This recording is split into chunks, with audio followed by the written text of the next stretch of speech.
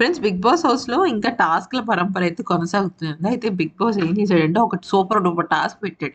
ఏంటంటే మీరు 'big boss' house నుంచి బయటకెళ్ళిన తర్వాత ఎవరిని ఫాలో అవుతారు? ఎవరిని బ్లాక్ చేస్తారు? అంటే ఫాలో అంటే ఏమని దాని ఇక్కడ మ్యాటర్ ఏంటంటే ఆహ్, 22 మంది కంటెస్టెంట్స్ ఉన్నారు కదా! ఈ సీజన్ మొత్తం వైల్డ్ కార్డ్స్‌లో కలిపి. వాళ్ళని మీరు ఎవరు ఫాలో అవుతారు? ఎవరిని బ్లాక్ చేస్తారు? ఎంతమంది బ్లాక్‌లో ఎంతమందినైనా పెట్టొచ్చు. ఫాలోలో ఎంతమందినైనా పెట్టొచ్చు. కానీ కనీసం ఒక్కొక్కళ్ళని పెట్టాలి.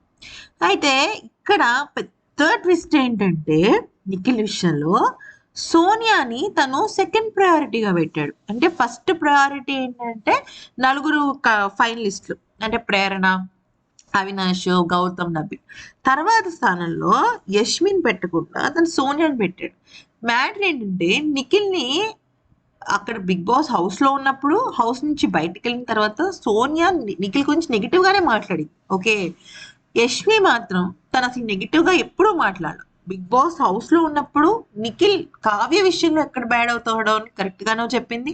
అలాగే బయటకొచ్చిన తర్వాత కూడా నిఖిల్ విషయంలో తను నార్మల్‌గానే ఉంది.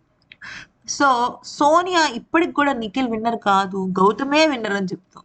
అలాంటి నిఖిల్ సోనియా విషయంలో తన దగ్గరకు వచ్చి నువ్వు అమ్మాయిల ఎమోషన్స్‌కి అసలు ఎమోషన్స్‌కే రెస్పెక్ట్ ఇవ్వవు అన్నప్పుడు సోనియాని బ్లాక్ లిస్ట్‌లో పెట్టుండుంటే బావుండేది.